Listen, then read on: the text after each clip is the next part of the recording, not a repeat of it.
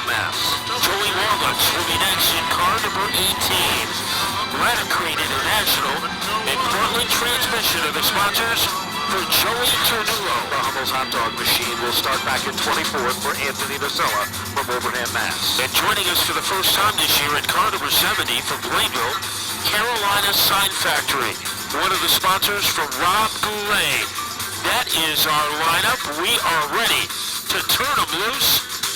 An action-packed front row of Tyler Leary and Troy Tallman ready for action. They come off turn number 4. The green is out, and we are racing SK style from the Stafford Motor Speedway. Bottom of turn number 1. It's short-lived, but Leary steps on the gas and starts to pull away down the back straightaway. Meanwhile, Talman keeps digging in the outside lane. Matt, the battle is on at the point, but it's all right through the bottom of the top 15. Boy, a pretty good resurgence on the outside for Troy Tallman as he will lead after the opening lap, keeping him busy. Tyler Leary making a lunge on the inside, came up short. Tony Mabrino has his car cooked up on the outside, so the firecracker trying to move into second. Well, that's all been happening. Here comes Todd Owen up on the wheel right behind the Membrino car. To the inside, it's the number 25 machine of Tyler Hines. Hines looked good in qualifying. He sets to the bottom in a 2x2 tussle for positions 4 and 5. Here comes Michael Christopher. Here comes Michael Jervis in the Mayberry-sponsored car. Right there with him, here comes Keith Rocco as they work their magic and thunder down into turn number 1. Speaking of thunder, Todd Owen trying to move into third as he is able to get around Tyler Leary. And Owen is on the attack. He is going after Membrino in the fight for second. Well, that's been happening all of a sudden. The inside lane starts to look a little racy to the bottom of the turn. Off the turn, Jervis makes some noise in the upper groove. Michael Jervis moves into the 4th position. Tyler Leary back to 5. Michael Christopher for 6. Tyler Hines for 7. Keith Rocco for 8. Glenn Ween for 9. And Andrew Moeller for 10. And Ronnie Williams, he is laying back so far, currently in 15th place. Here comes Membrino to the inside of Owen, trying to hold him off. They are frozen together like twin pops. But it is Membrino. He cranks it up and is able to stay in third. Moving into second is Todd Owen. Meanwhile, things get crossed up. Car number 1X gets involved in a jingle, and Marcello Rufano spins to try to avoid as the first caution comes out. It might have been Keith Rocco. Is Eric Burt in car number 54, and here's why. On Wild Thing Karts Monday night, Parker Burt was able to get the win. So Eric will try to get to the winner's circle tonight to keep up with his son Parker, who is able to win in a very tough Tiger A division. You know, just before we went to caution, the 1X of Tyler Leary, he got literally crossed up there in turns 3 and 4. Did a great job of gathering the car back and was able to still hold on to position number 7 in the field. So let's see what's going to happen. We fire them back up as they come rumbling off the turn, and it is Troy Talman setting a blistering pace at the point. Now Owen tries a whole different strategy this time as Michael Christopher is coming to the front. The cream is starting to rise, and he's bringing with him Ted Christopher. Dowling is moving up on the outside. Oh, and we've got a problem in the outside groove. Membrino gets crossed up. Hopsick is trying to follow his buddy Dowling to the front of the field as well. And when the cream rises to the top, it rises a lot faster on the inside. Owen going for the lead against Tallman. As here comes the 81. They blast across the line. It is still Tallman by a half a car length.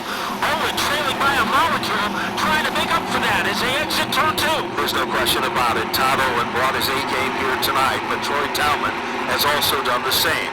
Then it's the dynamic duo of Keith Rocco. Right there, contending with him is Michael Christopher. Membrino tries to hold off the 25 machine, also right in the middle of the pack there as well. Chase Dowling is up with the 31 car, back to the front of the field. 4 cars under a blanket. It is still the Todd Owen car in command. They come off turn number 4. Owen has the lead, but Keith Rocco is right there on his back bumper. Matt, and drifts up the racetrack. And that would give Rocco some room on the inside. The top four can fit in the center of a Tootsie Roll Pop, and the man with the pop right now is Owen, and Rocco might have some room to go underneath him. Remember, we said it many times, Rocco's favorite area on the track is heading into turn number 3. That's where he does the majority of his passing. Meanwhile, look at Membrino. He tries to make the same type of a move down underneath Talman. It doesn't pay off, but Jervis is glued to his back bumper. They look like they're bump drafting at New Hampshire International. Back in front, 11 of 40 now complete. Meanwhile, Rocco makes a bid down to the inside of Owen. Going, almost gone, but Todd Owen continues to dig hard in the upper groove. They come off the turn, brand new leader emerges, Keith Rocco with car number 88. And now Owen trying to stay put on the outside, attempting to get his lead back. Here comes Mike Christopher as he crowbars his way underneath Owen. In the middle of turns 3 and 4. Both of them are going after Keith Rocco, but the Ted Christopher lap was won by Rocco as he wins lap number 13 and gets $250. Owen's car went sideways. Christopher gathered it back. Owen had to settle for third. Then there's a gaggle of cars for position number 4 on back. Membrino still tries to hold on in the bottom line as he comes off the turn as Troy Talman continues to work hard in the upper lane. And it is Tony Mordino. He is leading, or Tony Membrino leading the next group of cars, holding off Troy Talman and also holding off Michael Jarvis. But the Three Musketeers at the front of the field on lap number 15. Keith Rocco setting the pace, but in his hip pocket is Mike Christopher Jr. There's no question about it. As they work their magic, all of a sudden things are starting to settle in. The number 21 machine of Kopsik gets a power assist from his buddy Dowling as they work their lower line till we get to turn number 4. Back up front, here comes Jervis, looking to go to the outside of Membrino. Battle for the 4th spot, Matt, as they work turn number 2. It is Michael Jervis on the upper lane. Here comes Stephen Kopsik. Kopsik, remember, dropped back to the bottom of the top 13 with the Hokon car, and then he came back to the front of the field. Boy, Jarvis doing a great job on the outside. Finally, jet streaming his way by Tony Membrino, trying to make the same move as Kopsik up at the front. Mike Christopher. He was a little Woody Woodpecker action to the back bumper of the Rocco car, but he is playing the waiting game. When will Mike Christopher try to tunnel his way underneath Rocco? Here comes Ronnie Williams, car number 50. We haven't talked about him, Matt. Williams is in the 10th spot. His next targets become Dowling, Talman, and Glenn Reed. And Reed is doing a good job holding off Chase Dowling in that number 17 car as they swirl around turn number 4. Dead even, Ronnie Williams and Troy Talman up at the front. Coming off of turn number 2, will he use it in turn number 3? He will still be playing the waiting game. They are halfway home. As they come off turn number 4, Michael Christopher is trying everything. High, low, he's all over Keith Rocco's machine and still setting a blistering pace. Meanwhile, Owen sets all by himself in the 3rd spot. Then you go back to Michael Jervis in 4, Stephen Kopsik for 5, then in 6 is Membrino, 7th is Glenn Reed, 8th position is Dowling, 9th position is Ronnie Williams, and now in the 10th position it is Troy Talman. So Ronnie Williams continues to gain ground, and Rocco now has extended his lead, so he has a little breathing room, but not much over Mike Christopher Jr. Having a great run, Todd Owen, as he has an opportunity to gain some points. He started the night 10 behind Ronnie Williams. And now Williams just picked up another position. Williams has now moved into the 8th spot. Caution on the field. We've got a spin. Bottom of turn number 4, Matt. And an orange car, I believe that's Robert Goulet, 13th. So Keith Rocco is already $250 ahead of the game. You know, down at pit road, we have a car making a quick pit stop, literally smoking the tires to get back out, and that we believe is the Andrew Moeller machine. Here we are, ready to go back to green, just past the halfway. The Hummel's hot dog machine of Anthony Nacella, also down at pit road. We are racing off turn number 4, and this time, Michael Christopher had it by inches, but by the time they come out of turn number 2, Keith Rocco is back in command. Crossover move. Mike Christopher going for broke. Going for the lead. They are dead even in turn 4. We come back off turn number 4 down to the stripe. Timing and scoring will show that Keith Rocco still has the lead, but it is Christopher continuing to dig on the bottom. Here comes Kopsik, now making a move down underneath Jervis. While that's all been happening, Glenn Reen has moved into the top 6. Michael Christopher tries to take over the lead. Will it stick at the line? Keith Rocco still shown as the leader, lap 24. Rocco has the lead, but Christopher has inside position. We'll see if it makes a difference. Owen hanging around in 3rd. Moving back up to 4th is Stephen Kopchik. And then Jarvis rounding out our top 5, followed by Reen. They swoop across the line, and Rocco has lengthened his lead over Mike Christopher Jr. Michael Christopher went from the inside to the outside. He almost bounced off the front straightaway wall. Meanwhile, Kopsik is all over Todd Owen, and now Jervis still in 5. Here comes Ronnie Williams. Bonsai move down underneath Dowling. Off the turn, Williams picks up the spot again, but it is Williams up to position number 7. Meanwhile, back up front, Keith Rocco still leads 26 of 40. Now Mike Christopher getting into position again to try to blast his way underneath Keith Rocco. So 2 cars sharing the same oxygen as we have 13 laps to go. And that has always been a lucky number in the Christopher family. Let's see if he can get by Rocco. And Rocco's tough tonight. The few laps he ran on the outside, he ran very strongly. He did. And he has been tough, brutally tough on the inside. He certainly has, and that is not the only story. Look a little further back in the field. Glenn Reen is trying his best to hold off Ronnie Williams. Remember, Williams, every position counts for him in his quest to hold on to that point lead here at Stafford. He's got a ways to go, but every position represents 2, Matt, in the point battle. And the same could be said for Todd Owen, who would benefit greatly by going by Christopher and by Rocco. But right now he's hanging out in 3rd place. Now making a move was Jarvis, but he tried to stuff it underneath Kopchik, but he just didn't have enough real estate to execute the move. There is 10 laps remaining, and all of a sudden stepping out of line to the inside of Glenn Reen. Here comes Ronnie Williams. Williams puts the car down low to the inside. It is Williams. Bonsai move to the bottom of the racetrack. Reen is on the upper lane. Matt, as they come back to the stripe, it is car number 50 that has moved in to take over position number 6. This is classic Ronnie Williams, saving his car for the end of the race.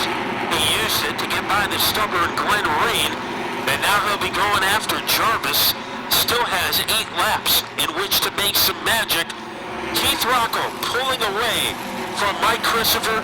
He is leading by the length of a utility pole as they go and blister their way down the road. Ronnie Williams got around Glenn Reen. He literally starts to pull away from him by about 2.5 car lengths. So Williams is coming. 7 circuits remaining. No question about that. As the leader still remains Rocco. Christopher still in 2nd. Todd Owen sets back in that 3rd spot. Jarvis is in 5, and then there's Williams. And Matt, Williams is still coming. And every spot that he gains, he will be coming that much closer to trying to successfully defend his championship. The best battle for 4th and 5th, and that has been the best battle. Jarvis trying again to torpedo underneath Kopchik, and Kopchik is not giving him any room on the inside. Certainly isn't. That's been a pretty good battle. Kopchik literally, at one point, dropped back to the 14th position and literally fought his way back up to contend among the top 5 cars. Here comes Michael Jervis. Bonsai move to the inside of Stephen Kopchik. Michael Jervis has moved into position number 4. Kopchik drops back to 5. And Jarvis finally got the room he wanted underneath, and the Mayberry Material handling car. Keith Rocco, the countdown has started, but Mike Christopher, has he been saving anything for the home stretch? It is go time. 3 laps to go with Keith Rocco out in front. There's no question about it. The final 3 will be determined. They come up on lap flapping. Meanwhile, popsicle sticks are twirling in the air. Off turn number 4. They rumble back to the line. Twirling 2s, Matt. We've We've got less than 1 mile left for Keith Rocco in that Hocon race car to secure another victory here at Stafford. And Owen, if he can stay third, he will gain some ground on Ronnie Williams. It is Jarvis in fourth. Ronnie Williams will be trying to get underneath Kopchak on the final lap. The white flag is out, and Rocco is out in front. There's no question about it. Keith Rocco has driven a great race. He is the man that has pretty much dominated position number one. Keep your eyes on Williams. He needs to get around Kopchak. He has 2 turns left to get the job done. Off turn number 4. Double checkers are waving in the air. Keith Rocco will take down the win. Michael Christopher will finish in second. Todd Owen to finish in third. Michael Jervis for fourth. Stephen Kopchak for 5. Ronnie Williams for 6. Glenn Reed for 7. Chase Dowling for 8. Tony Membrino for 9.